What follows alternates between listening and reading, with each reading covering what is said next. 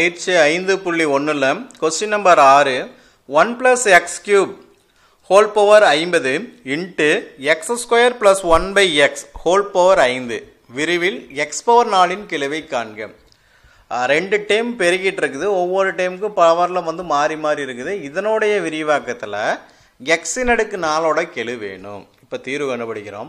ஒரு டைமாக இருந்தால் நார்மலாக ஆர்த்து டைமுக்காக ஃபார்முலா போட்டு போடலாம். இப்போ இது வந்து விரிவாக்கப்படுத்தி தான் போடணும். அப்போ விரிவாக்கப்படுத்தும் போது பார்த்தோன்னா 1 plus x cube whole power 50 into x square plus 1 by x square whole power 5. First இதுக்கு பார்க்குறோம். இதில் பார்த்தோன்னா என்னோட வேல்யூ 50, எக்ஸோட வேல்யூ 1, ஏவோட வேல்யூ எக்ஸ் கியூ அப்படின்னு அப்ளை பண்ணிக்கலாம். அப்போ formula X plus A whole power என்னுக்கான formula எழுதிடுறோம்.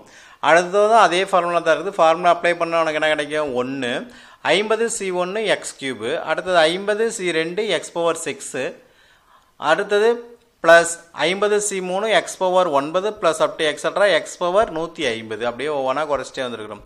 அதே மாதிரி இதில் பார்த்தோன்னா எக்ஸின் அடுக்கு 5, அடுத்து 5c1 எக்ஸின் அடுக்கு 4 1 by x square 1 by x square எக்ஸ்னு ஆயிரும் அப் டு எக்ஸட்ரா அப்படி கொண்டு வந்து விரிவுபடுத்திடுறோம்.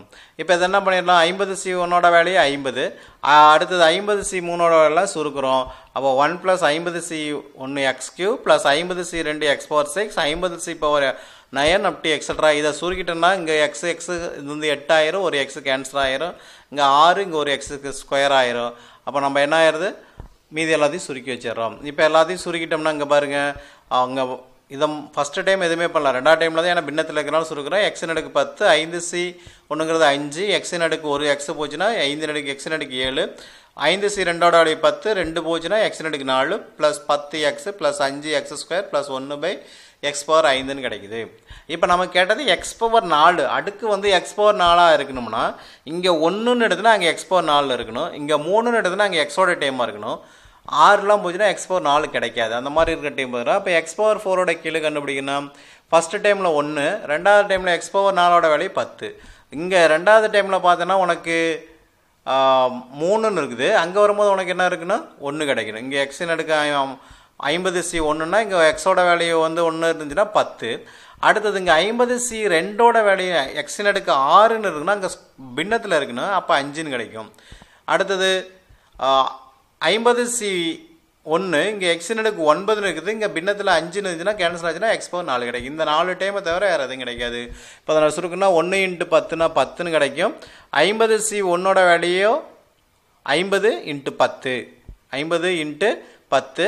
அடுத்தது 50c2ஓட வேல்யூ உனக்கு 50 × 49 × 48ன்னு சுருக்குன்னா உனக்கு 19600ன்னு கிடைக்கும்.